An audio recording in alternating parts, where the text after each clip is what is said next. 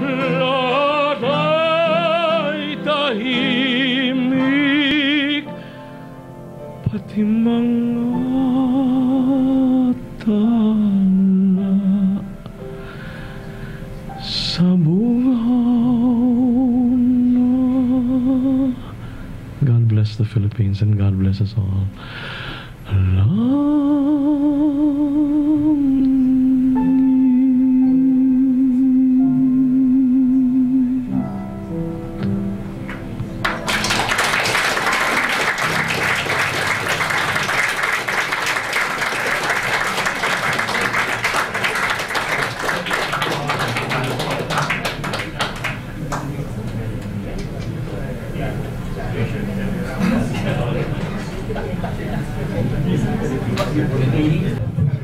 Ang sabi po ng ating Pangulo, dito wala nang introduction.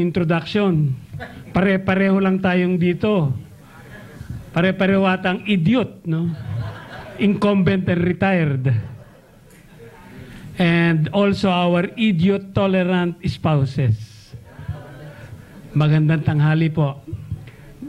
Salamat po sa inyong paanyaya ngayon. At kami naririto ng mga incumbents pa. We adjourned early. We hurried up our session today to be able to catch up with this luncheon. Justice Carol thanked me for some of benefits that we have extended, like the use of the Dignitaries Lounge down below. In fact, I'm surprised you have not really used it yet. I was going to assign Lita Palma to hold office down there so she could serve some coffee and cookies for you. But you have not been there. Perhaps you're waiting for my successor. And also, the court also allowed all the retired justices and their spouses to have access to our electronic library. This was and still is a project of Justice Tony Carpio. It is world admired because it is fully searchable. If you have not tried the library, try it. You will access it in your computers. You'll be given a password. Have you given them actually? Hindi pa. So the Committee on Computerization has already given each one of the members of the association a password. You need a password in order to enter because the general public is not allowed to come in. Otherwise, the library will be overloaded, over-accessed. Entry into the library is limited. And it is fully searchable by word, by phrase, by date, by author. For instance, you want to know all the decisions written by Justice Santi Capunan, all you have to do is to type out his name. Santiago Capunan J. All the decisions. Then you will get all his decisions. Or you want it by topic. Res judicata or rape by a 5-year-old of a 4-year-old, then you can put it there. Or just plain words. You will be able to access all the decisions that contain those words or are authored by a certain justice. So you can play with your computer indeed. And then also, Justice Carol said, thank you for giving us complimentary meals during our meetings. It's not really me, it's really also, and mainly my colleagues who have supported me all throughout this short stint of about 11 months and a half of being the Chief Justice. Justice Sarmiento was very kind. He said, I am welcome to join. That is music to my ears because my wife was already telling me, you better join the retired justices. Otherwise, you will be at home pestering me. I have received so many complaints from the wives of the retired justices, like Seni Pardo, like biro lang Seni, that Hindi na ikaw makapagmando sa Korte Suprema, kaya sa bahay na lang nagmamando. Pero nagmamando pa rin. Dina Koimo was very kind. He said that there is some truth in the charge that we are idiots. Siguro, number one idiot nga ako, taga FEU lang ako eh. Poor boy lang ako sa FEU. But this tradition of giving benefits was really started by Chief Justice Narvasa, continued by Chief Justice Davide, and only moved on by me, and I hope that the next Chief Justice will continue the same tradition. Nandito yata yung 4 na final nominees, hindi ba? Si Justice Leo, Justice Tony is only from UP, so he was not included. Like the other one who is also from UP.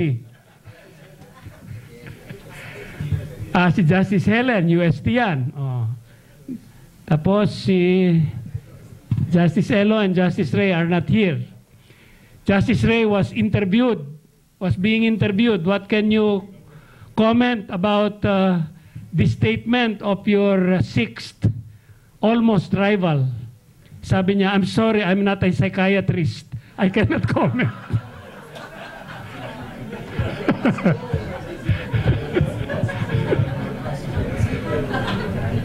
So he did not anymore say anything. In my case, I said, no comment, res ipsa loquitur. Well, I'm very glad indeed that you have done this honor for me. It's not really mine, as I said in the first place. It's really the members of my court, as it was also the members of the Davide Court and the Narvasa Court, and before them, the various courts. And of course, I've had the pleasure and honor of meeting many of you in court over the last 11 years. Yung pong sinabi ni Emma Matamo, Justice Abe, huwag niyo masyadong paniniwalaan. Siya po ang judicial staff head ng aking opisina. Kaya self-serving din yung mga sinabi niya. In 24 hours or in about 36 hours, I shall no longer be an incumbent member, and I shall be knocking at the doors of the retired justices. But I always say, retired does not mean no good anymore. Retire means change tires. Di ba? Change tires. The tires in the judiciary may be worn out, but we can have new tires. In my case, I will have a new, I will attend to my apostolate. I have 9 of them, 3 boys and 6 girls. 9 apos. Kaya apostolate. Kita mo si Telma, nagtataka pa kung ano yung apostolate. Kung ano yung apostolate ko.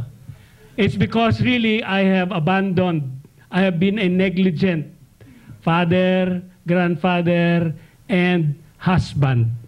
I've used up all my time attending to the business of the court, including Saturdays, Sundays, and holidays, and including the evenings.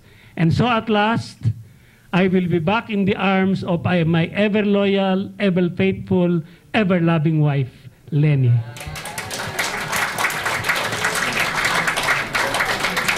I'm glad you clap because it's something she fears will happen. She will get me 24 hours a day, and that's something she's afraid of. Now, we may be idiots in the Supreme Court, but there is a worse adjective for Justice Reggie Hermosissima. Aside from being an idiot, he's also a worm. Because according to that lady, the JBC worms have not voted her. Well, you know, even if I voted for her twice, she would not still get the 5 required. Because according to that motion of Justice Hermosissima approved unanimously, only those getting 5 votes in the JBC could be nominated, could be included in the short list.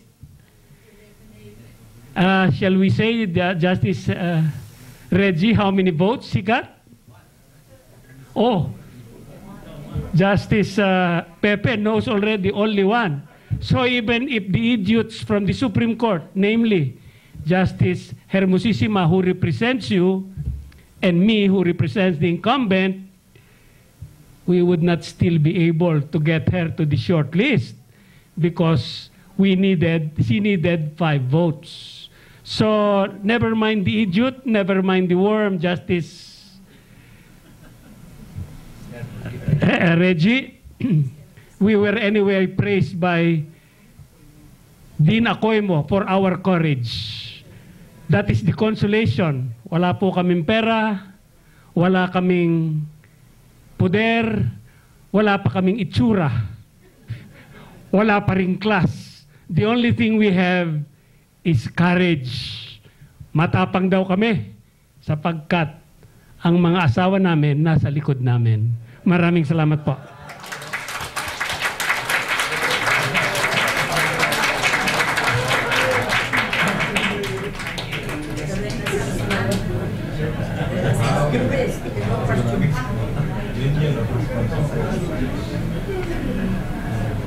Thank